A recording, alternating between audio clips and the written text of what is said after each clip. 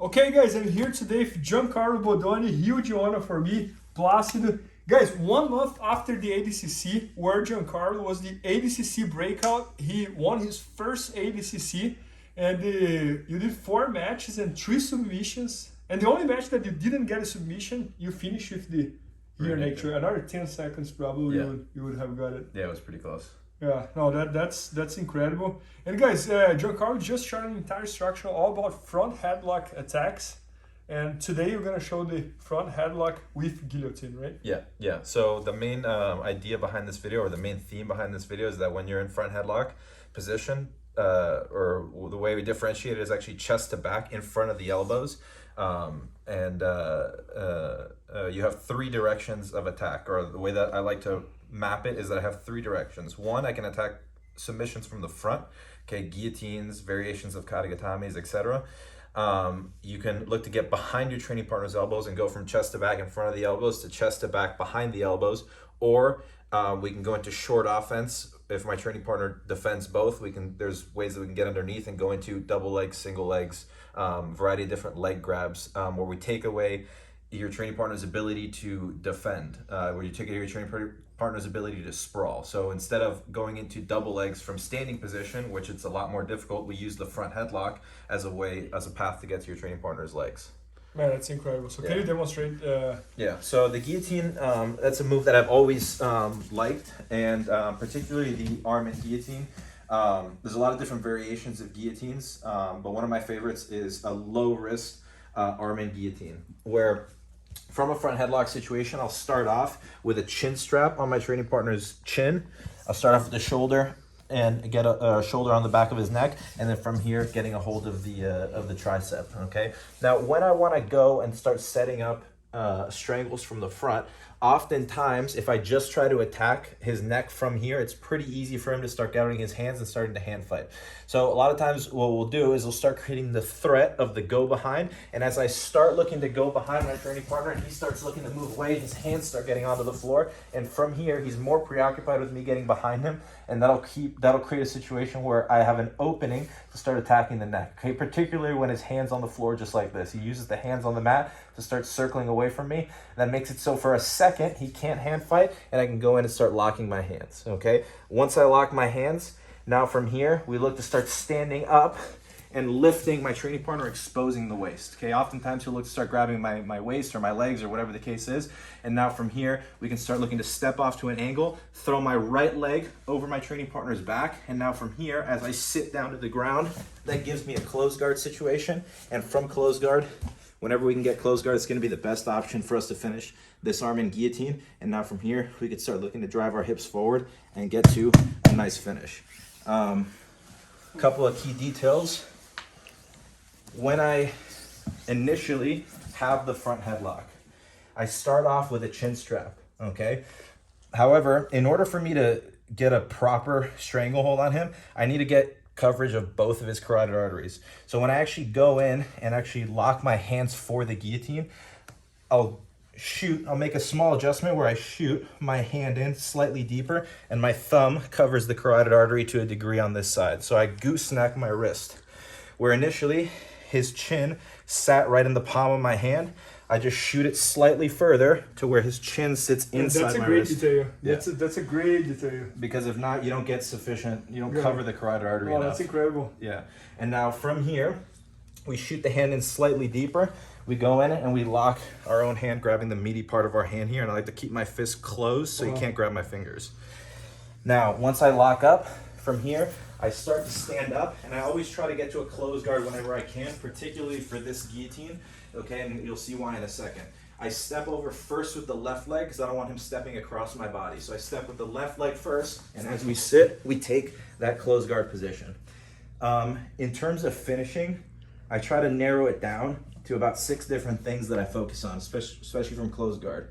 Whenever you get to a guillotine, a common mistake a lot of people make from this position is they extend. So the legs and the knees start drifting away from the body, and the head starts drifting back, and from here you can't really finish people, and a lot of times you'll end up with the head slipping out. So instead of extension, I focus on my knees pulling in and my head coming forward so we contract everything. Okay, so I focus on the knees pulling in and the heels digging into his back. Okay, I focus on my hands, the lock of my hands, and my chin coming close together. So it makes it difficult for his head to pop out. Now from here, we're on a slight angle. I think about my arms, okay, my right elbow coming down and my left elbow coming up. That gets a crunch of his chin to his chest. Yeah, it's crazy how tight it looks. And then finally, the final piece is my hips driving forward. Because I have a closed guard and because I'm back heeling, it allows me to start driving my hips up into my training partner. So we combine all these things, the back heel, the pull, the hands to the chin to the chest, and that hip coming forward.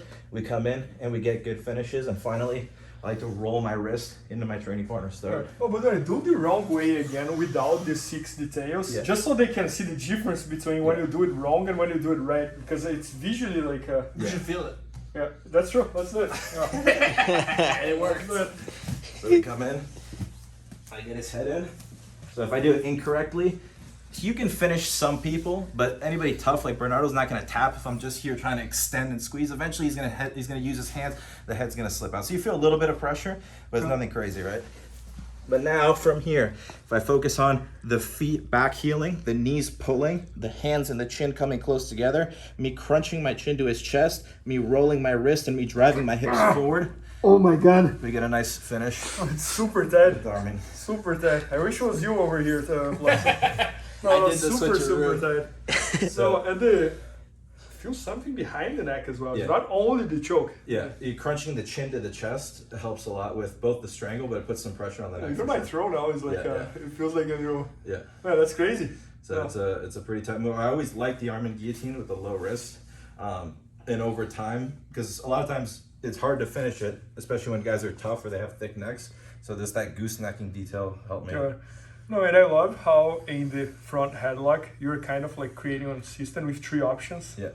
And also like how in this finishing, you pretty much set like 6 details that you have to work on. Yeah. And you have the sequence on your mind, right? Mm-hmm. Yeah, absolutely. Because I think many times people go for the guillotine and they think it's just about squeezing, like squeeze. And there's so many details that.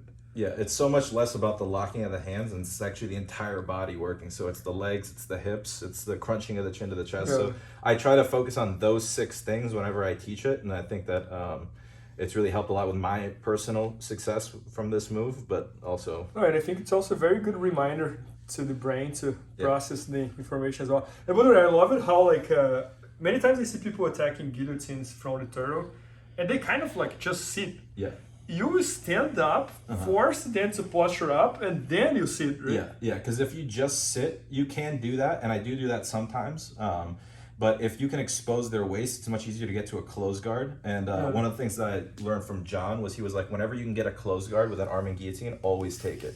Good. So sometimes what can often happen is you'll have the guillotine and you'll sit. So if here with Placido, maybe I hit a guillotine, and I sit, and a lot of people teach it to coming from this position, okay? If at any point, a lot of times one of the common responses that we'll get is people will start driving into us, okay? And they'll start 4-pointing, okay? And then from here, he exposes the waist, and he always allows me to take a closed guard. So whenever you can get it, you can get it. But if I expose the waist, it takes away a lot of his ability to roll out of it. Sometimes if you sit, the guy will roll, and then you end up chasing him. So if I can always take the closed guard first, I would prefer it. Got it. No, that makes sense. Yeah. And Bodoni, in this last ADCC, I think one big advantage that you had against everybody was like your, not even gonna say wrestling, your stand-up game was like in place. And I think the front headlock is also part of that, right? Because even if people shoot on you, you not only defend the takedown as you attack them. Yeah, absolutely. If you can get, I always said that, or a chest to back, whether you're in front of the elbows or behind the elbows, is always going to be one of the most powerful connections you can make, because there's so many different options from there. You're behind somebody, whether you're in front of the elbows, you can attack strangles from the front. If you're behind the elbows, you can start putting hooks in and taking rear naked. So having that ability to get to a front headlock and finish people or get positional advantage on them is very valuable. Yeah.